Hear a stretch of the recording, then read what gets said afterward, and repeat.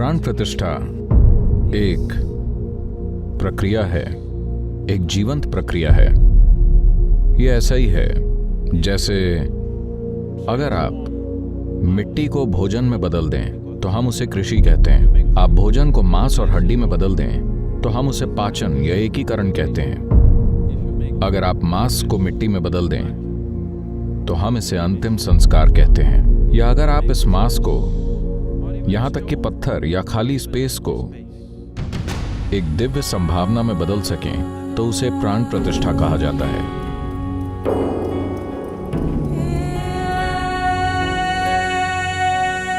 आज आधुनिक विज्ञान आपको बता रहा है कि सब कुछ एक ही ऊर्जा है जो लाखों अलग अलग तरीकों से खुद को प्रकट कर रही है। अगर ऐसा है तो जिसे आप ईश्वरीय तत्व कहते हैं, जिसे आप एक पत्थर कहते हैं, जिसे आप एक पुरुष कहते हैं, जिसे आप एक स्त्री कहते हैं, जिसे आप एक पशु कहते हैं, जिसे आप एक दानव कहते हैं, ये सब कुछ एक ही ऊर्जा है जो अलग अलग तरीकों से काम कर रही है। तो बात सिर्फ तकनीक की है। अगर आपके पास जरूरी तकनीक है तो आप अपने आसपास के साधारण स्थान को एक दिव्य उल्लास में बदल सकते हैं। आप बस एक चट्टान के एक टुकड़े को लेकर उसे देवी या देवता में बदल सकते हैं।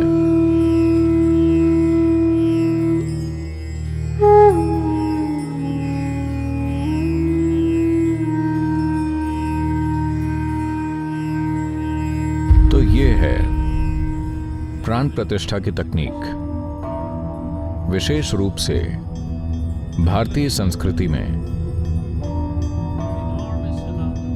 जीवन के इस आयाम के बारे में बहुत ढेर सारा ज्ञान कायम रखा गया है और इसे सबसे महत्वपूर्ण माना गया, क्योंकि चाहे आप कुछ भी खाएं, आप कैसे भी हों, चाहे कितना भी जिएं, लेकिन आपके जीवन में एक पल आएगा जब आपको ये जरूरत महसूस होगी कि आप सृष्टि के स्रोत के संपर्क में आना चाहते हैं। और अगर ऐसी संभावना पूरी धरती पर नहीं बनाई गई, अगर ये संभावना हर इच्छुक इंसान के लिए उपलब्ध नहीं हुई, तो वो समाज इंसान को सच्ची खुशहाली देने में असफल रहेगा। क्योंकि आप किस तरह के घर में रहते हैं ये महत्वपूर्ण नहीं है। आपका घर चाहे 10,000 स्क्वायर फुट का हो या सिर्फ 1,000 स्क्वायर फुट का, इससे आपके जीवन में कोई खास फर्क नहीं पड़ने वाला। पर अगर आप एक प्राण प्रतिष्ठित स्थान के आसपास हैं तो उससे आपके जीवन में जबरदस्त फर्क आएगा। इसीलिए हम ये संभावना सामने लाना चाहते हैं, क्योंकि ये मेरा सपना है एक दिन पूरी दुनिया को, मानवता को प्राण प्रतिष्ठित स्थानों में रहना चाहिए। आपका घर प्राण प्रतिष्ठित होना चाहिए, आपकी गली प्राण प्रतिष्ठित होनी चाहिए और आपका ऑफिस प्राण प्रतिष्ठित होना चाहिए। आप जहां भी समय बिताते हैं उन स्थानों को प्राण प्रतिष्ठित किया जाना चाहिए। इसमें एक तरह की सुंदरता है। आपके विकास को डार्विन के पैमाने पर अटके पड़े रहने की जरूरत नहीं है। अगर आप एक प्राण प्रतिष्ठित स्थान में रहते हैं तो आप छलांग लगाकर आगे बढ़ सकते हैं।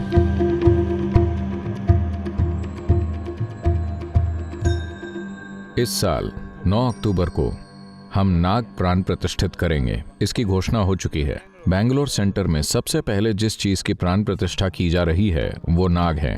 आपने योग केंद्र में नाग की तस्वीर देखी होगी। योग केंद्र में मौजूद नाग प्राण प्रतिष्ठित नहीं किए गए हैं, क्योंकि